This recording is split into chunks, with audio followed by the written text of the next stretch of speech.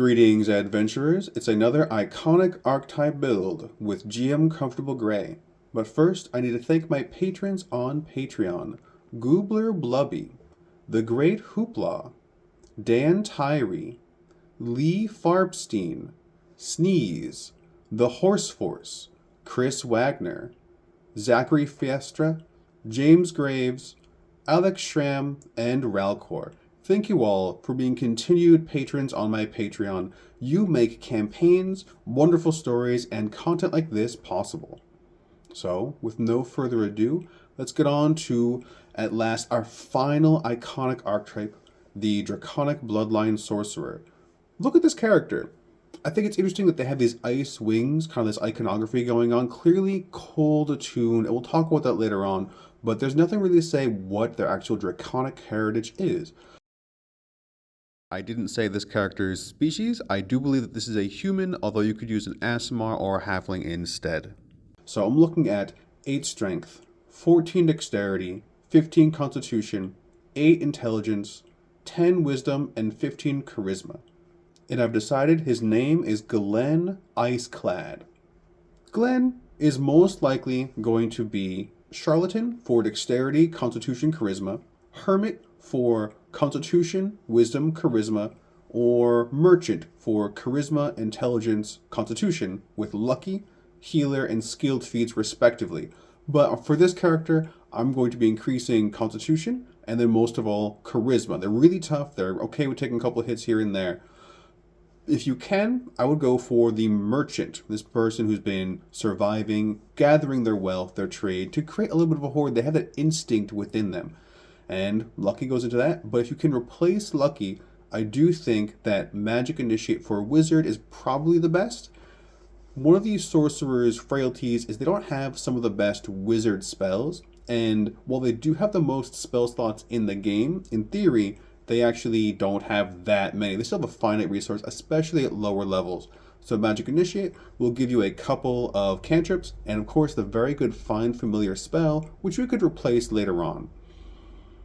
I'm assuming your Game Master is going to let you take the Merchant and replace Lucky with Magic Initiate Wizard for the Minor Illusion and Prestidigitation cantrips, both wonderful cantrips that make sense for a Merchant character to impress people, to really give the idea that what they're purchasing is wonderful.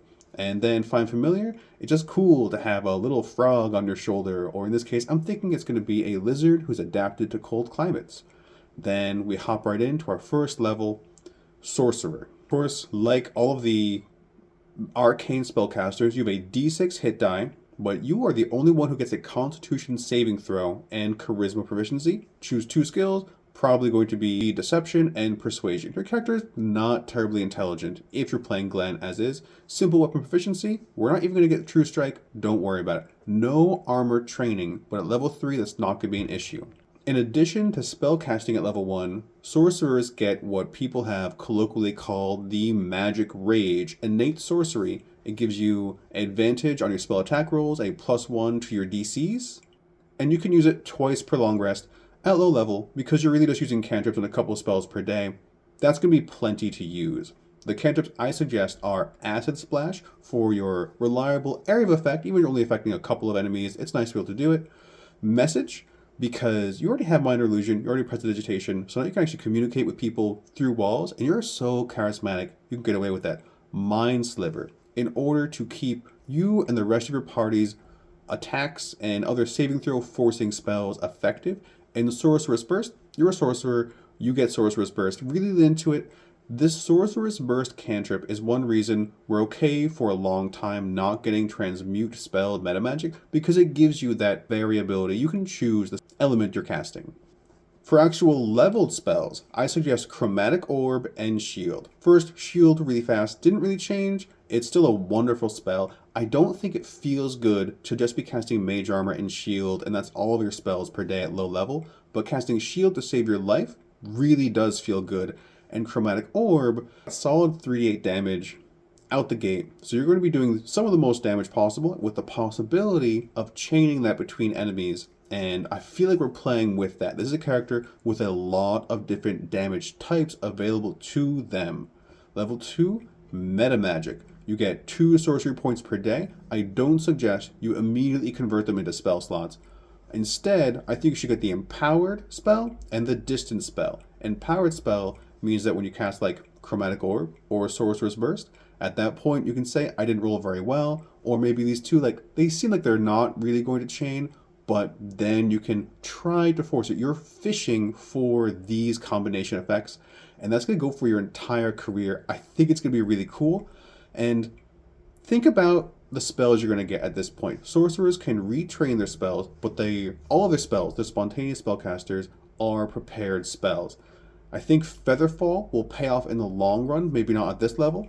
And then all of the different ritual spells, because everybody gets ritual magic in D&D 5.24. Detect Magic is a solid choice just to carry through, especially if nobody else in the group has access to Detect Magic. You might want to get Detect Magic here and then replace it with other ones like Comprehend Languages. But for now, I think this is a solid level 2 build. You're really only going to cast Featherfall in a pinch, and Detect Magic is your go-to ritual. Level 3, we finally get our Draconic bloodline, and you don't actually choose what your Draconic heritage is, which I think is interesting. It's just that your character knows there's some dragon magic in you. It gives you Alter Self, Chromatic Orb, Command, and the Dragon's Breath spells as known and prepared at all times, which is one of the best things about the 2024 Sorcerers, is they were really missing out on the spells known, and putting them into the bloodlines makes so much sense. Alter Self, not a very good spell, but it does give you the opportunity to disguise yourself or do some aquatic stuff if necessary, so it's nice to have in your pocket, even if you're never going to do it. Chromatic Orb, we already went over, but now that means you can kind of like forget it. It's not one of your prepared spells, it's a bloodline spell, so you can replace that with other level 2 spells. Command is actually a scalable, it goes with the twin spell, which you might get instead of Distant. But there's only like 20, maybe like 30, like there's only a couple dozen spells that work with Twinned for the Sorcerer, so I didn't lean into it. I thought it would have been cool to have a build where you're doing all of those meta magic that you can like stack on top of one another, but that didn't end up being this character. Dragon's Breath has a significant difference from the 2014 version. It's a bonus action to cast, but it's an action, a magic action, to actually evoke the Dragon's Breath itself. Again, you've got Sorcerer's Burst, Chromatic Orb, and now Dragon's Breath for a lot of variability in the chosen damage types you're using. You have a lot of elements at your fingertips. Best of all, you can use your Found Familiar as an owl, a vulture, a raven, something flying, and then give them Dragon's Breath. Normally, familiars can't make attacks. This is not attack. It's a saving throw forced on someone else, and that's a lot of fun. I have a character in my Dragonlance campaign who's using this, and while it's not, I don't think really broken, because it does require concentration, things like that, it's a lot of fun to use. The issue is that action, the magic action cost, is really significant if you use it on yourself or another player character, but on a sidekick, on a familiar, it adds a lot to it. You're forgetting Chromatic Orb, and level 3 you get your second level spells. So I think this Phantasmal Force, actually really strong, like great spell for defeating single enemies. Suggestion is a social Hail Mary. You're just going to dominate somebody for the most part. Mileage may vary per table. And then Shatter is going to be your current distant area of effect. Dragon's Breath is your area of effect of choice, but Shatter allows you to do it from a safer distance. Additionally, from being Draconic, you're going to get Draconic Resilience. It's going to increase your hit points and give you a solid armor class that beats Mage Armor. Honestly, your Charisma is really good. Your Dexterity can stay where it is, but you're going to have a better armor class than a comparable Wizard and a lot more hit points. Again, I feel like having maybe a Dwarf character who's Draconic Bloodline for a lot of hit points could be a lot of fun too. I want to say, why no Flameblade? Flameblade is not a great spell for a spellcaster because it's a magic action to use it, and you only get the 1 per turn. It's not a really huge amount of damage. You could lose it, and even though you theoretically could transmute it to be from a Flameblade to a Cold Blade to a Lightning Blade, I don't think it's worthwhile. So, unfortunately, that's level 3. I already think this is a fun-looking character. As Glenn has been with whatever party we're going to see in the next video as we talk about party composition and crunching the numbers, the math finder part of this iconic archetype build series. You have lost concentration plenty of times. You've seen opportunities where enemies are slipping away from you, and you try to reach out and you can't really do significant damage with your simple weapons. You become a warcaster. So now you have advantage on your concentration. Your Dragon's Breath becomes a lot more reliable. You can hold suggestion for the entire day and likely won't lose it. In addition, when enemies are getting away from you, you can try to get them with one of your other spells, and that's also going to feel really good to cast spells out of your turn. At level 4, you also get a new cantrip. I suggest Mage Hand. It just has something you're kind of missing because it's so versatile, having that telekinesis type of thing. And then think about getting other lower level rituals. Honestly, like at second level spells, I feel like you have most of the ones you're going to want to have. Maybe Knock could be good. Just get a ritual. Just get a ritual of some sort so you're not always spending your spell slots. On to level 5. You get Sorcerer's Restoration, which is going to give you additional sorcery points. I think the way, if you have the opportunity to use this, is the beginning of the day, you use a bunch of your sorcery points to give yourself higher level spell slots, maybe even cannibalize most of your level 1 spell slots to give higher level spell slots, and then Sorcerer's Restoration later in the day to recover after using a little bit of Metamagic. For 5th level spells, forget Shatter at this point. It was nice while it lasted, but you've got other things to do. You already have all that viable area of effect. Get Counterspell, get Dispel Magic, and think about your campaign. If you are finding that a lot of your enemies are mindless, you're fighting undead or constructs, get Fireball. Just solid. It's such a wonderful upscaling spell. We all know it's one of the favorite spells. Get Fireball. If not, because you already have the area effect damage on hand, get Hypnotic Pattern, which is another way to divide and conquer your enemies. Really strong. From being Draconic, you get Fear, which is a good control spell, and Fly. Fly can be really powerful. Casting Fly on your friends or casting Fly on yourself is going to be able to turn a lot of situations, not just combat around. Your rogue will really like having Fly. You will also really like having Fly. It's concentration for now, but it's only temporary. Level 6, you actually choose your elemental affinity. Again, you don't choose your Draconic ancestor, so I can't say, is this character a silver dragon? Is this character a white dragon? Definitely, we're going cold element. Gives you resistance to cold damage, and anytime you do cold damage, which you can do with Sorcerer's Burst, you can do with Chromatic Orb, and you can do with Dragon's Breath, anytime you do that, you're going to add your Charisma modifier to the damage, which is going to be improving those spells, I think, precipitously. If you got Knock, or one of those ritual spells, they're not really paying it off anymore, forget them, learn Major Image and Tongues. You definitely want to have Tongues in this character. You're incredibly charismatic. You're a person that gets things done. You are the face, and Tongues allows you to do that anywhere in the multiverse. Major Image is one of the best image spells. This illusion is going to be able to give you cover, it's going to give your allies cover, and you can use it very creatively. Again, your mileage may vary table to table. Level 7, Sorcery Incarnate. If you have no use of innate sorcery left, you can spend sorcery points to get it back. And when your innate sorcery feature is active, you can actually use 2 Metamagic options on it. You only have 2 right now, but that means that you can do empowered distance spells while you are under your innate sorcery ability.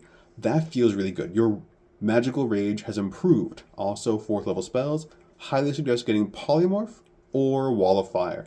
Polymorph is an incredible buff or debuff spell. We all know that you can't really kill a person while they're in Polymorph, but you can put them into a situation that could kill them. Polymorph an enemy into a snail, and then bring them, using your Flying Familiar, to the top of the stratosphere, break your concentration, and then your Familiar certainly can't hold them anymore, drop them, 1,000 feet down. Polymorph is really good. Don't cast Polymorph on yourself, just a tip right there. Cast Polymorph on your allies, because if you're going to be really tough, you're going to take some damage, and you could risk losing it even with Warcaster. You learn Arcane Eye and Charm Monster from being Dragon-Blooded. Arcane Eye is redundant with your familiar, but it does mean that you're not putting your familiar in danger. Maybe you've traded out your Magic Initiate Find Familiar at this point, and you can use Arcane Eye kind of exclusively, except for some of the creative stuff in there. Then Charm Monster, on occasion it will come up.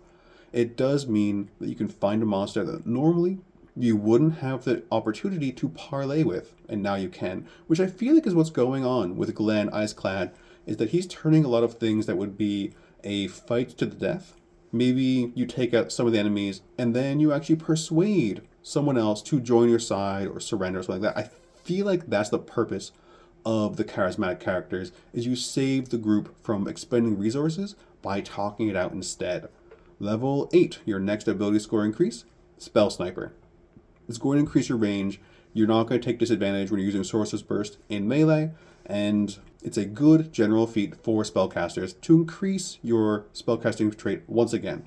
If you didn't take Polymorph or Wall of Fire at this point, consider taking it now. There are a bunch of good spells all the way coming up through here. I'm calling out the ones I feel like fit in this character long term. Level 9. Really, it's just your 5th level spells. You get Legend Lore, which is your opportunity to ask the Game Master all kinds of information for stuff your character doesn't know. This is a low intelligence character, and Legend Lore makes up for that at medium levels. And Summon Dragon, really cool spell to have. It is honestly a tanky summon. You get additional resistance to the elements of your choice when you summon them, and then you can send them out. You can ride them because they're large. So it's kind of like having the fly spell plus a tanky mount. You can't combine this with other concentrations yet. So Summon Dragon's really good. Then for just spells you know from being a sorcerer, Telekinesis. Super versatile. If you don't like Telekinesis, consider Bigby's Hand instead. And then Creation. I think there is some umbrage people hold against the Creation spell because it takes a minute to cast. I still like the idea of being able to just conjure massive amounts of stuff for 24 hours, even just 10 minutes, can be really powerful. The 1 minute casting time can occasionally be an issue, but the creativity, that Green Lantern feeling you get from Creation is unparalleled. This is truly the Godcaster feeling in one spell. If Prestidigitation is Minor Wish, Creation is Lesser Wish, and then you're going to get Wish later on anyway. Level 10, you get 2 more Metamagics. Careful and Transmuted are my suggestions. You have a bunch of spells, especially if you're hitting people with Hypnotic Patterns. Careful means that you don't need to worry about your allies at all. You just cast it, and your positioning is a lot easier that way. And then Transmuted is the big bucks right there. You need to know what your enemy is vulnerable against, or just turn anything into cold so that you can get your elemental affinity on it. Really solid, and if you're in your innate sorcery, you could use both of them. Wonderful. You get a new cantrip. I think Elementalism makes the most sense. Your character doesn't need to worry about getting thirsty anymore, and that feels good. For this level, the other spells you might want that are 5th level are Animate Objects. It's a little fidgety in the 2024 version because of the way it's targeting, so I'm not as crazy about Animate Objects. It was, in my opinion, broken in 2014. It made too many small objects. Seeming is situational. If you're in a social intrigue kind of campaign, if you're just in a stretch where disguises can be regularly useful, Seeming is good. Teleportation Circle is more of a base building thing, but at level 10, you could be getting followers, henchmen, sidekicks, all these things. Maybe you want to build up the Teleportation Circle if you don't have a wizard with you. Ideally, that's a spell you want the wizard to have. And then Wall of Stone is an incredible spell. If you can't take anything but Creation Telekinesis, then get Wall of Stone next.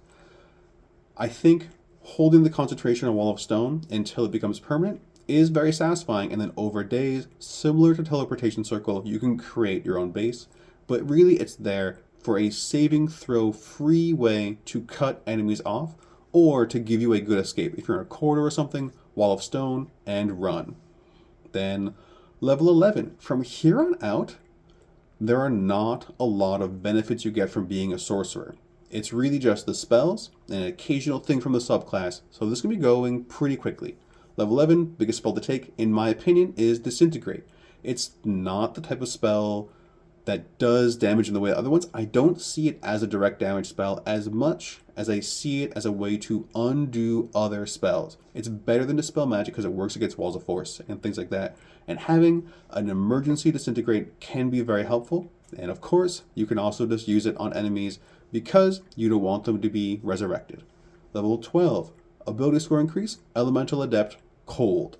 Because look at this character. He's obviously a very cold-based person. He's got wings of ice, a lot of this white and blue going on. That Elemental Adept is going to make it more reliable. I want to say I don't think Elemental Adept is necessarily the most powerful choice. Ritualist, Fey Touch, Shadow Touch, also good choices.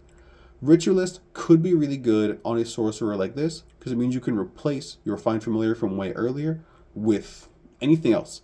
And then getting additional rituals means you're not spending your spell slots all the time.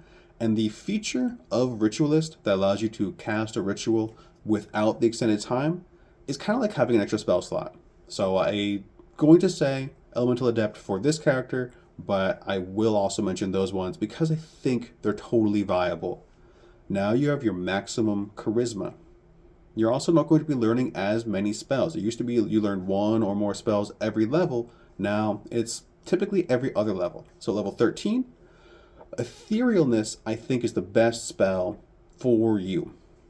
It does something that none of the other spells do. It can protect you. It can be used for getting into places, for getting out of places. Etherealness turns your character into a total menace, and it kind of dabbles in that planes walking thing where you've got the material realm and the ethereal realm, which is very cool. Level 14, you get Dragon Wings, which is concentration-free flight. Having Dragon Wings and Etherealness means you can get in and out of almost any situation. Absolutely wonderful. I think the combination is great. They're also great individually. Level 15, Dominate Monster. I will give a caveat that you probably want to cast Demiplane at least once with your character so you can have your cool Dragon Realm. And then Dominate Monster just lets you dominate any enemy that's a fight ender. This is something that's going to force the Game Master to use Legendary Resistance. So you want to spend those Legendary Resistances already, and then use Dominate Monster, and the fight's over again. Not through damage, but through other means. And once they're dominated, maybe you can get them to another disadvantageous position, and actually talk it out. Level 16. Ability score increase, just +2 Constitution. You want to make your saving throws. You want to have the hit points. You're not going to be mad about it. Level 17, new Metamagics. I think Extended and Seeking are the choices we would take. You have a lot of spells, a limited number of spell slots, and Extended increases your efficiency when you're casting a number of these. If it lasts for 10 minutes, it turns to 20 minutes, kind of can guarantee you're going to be able to use that spell slot for multiple encounters.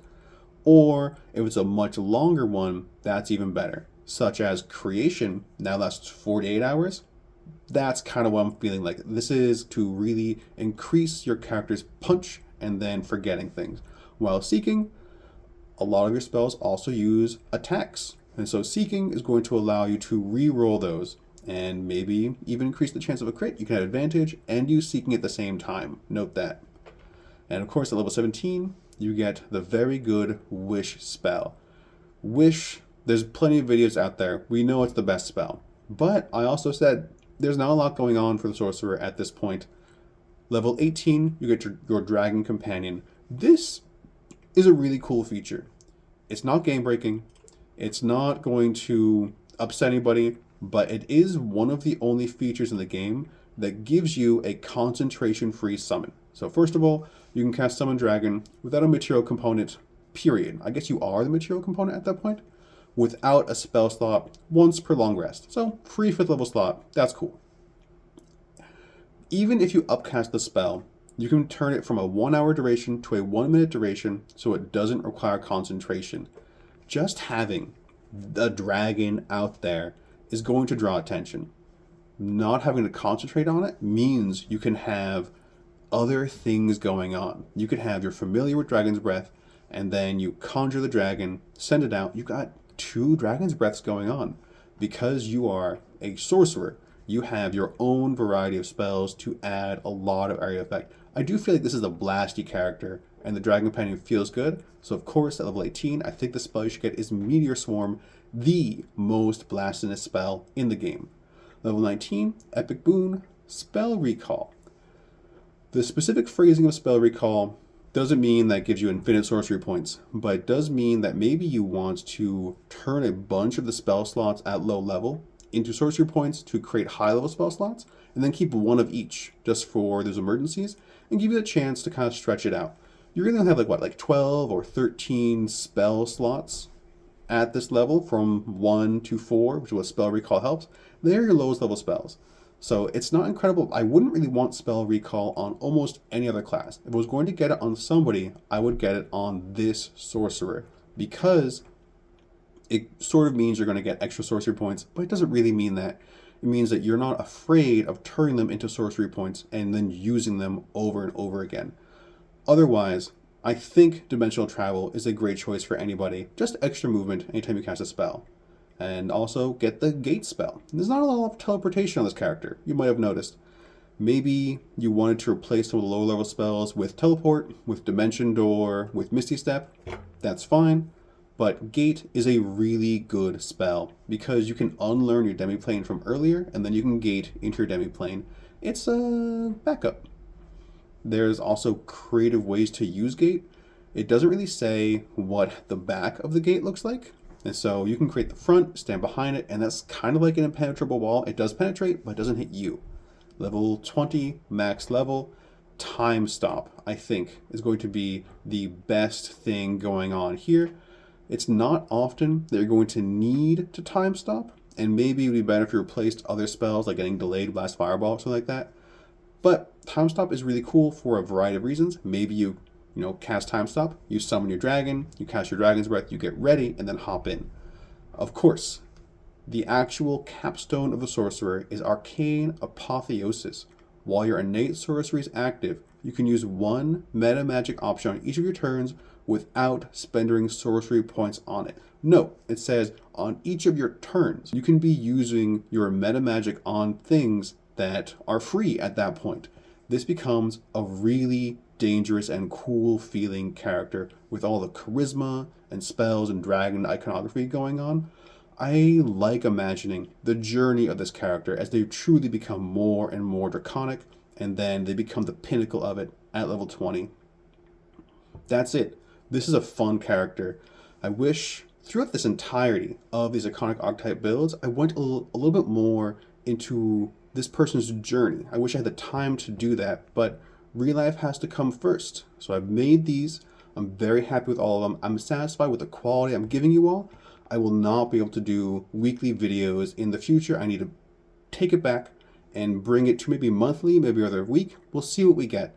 But I want to maintain the quality. I want to improve the quality. If there's anything you think I can do to improve the quality of my videos, to improve the quality of my content, or if you'd like to join my campaigns, I'm actually running a fabulous ultimate adventure in May. It's called Sky Pirates of the Arabian. Our next session is going to be Thursday, May 22nd at 7 p.m. I would love it if you joined me on Patreon and became a part of that. Otherwise, it has been my very great pleasure to be GM Comfortable Gray with you, and happy gaming to you.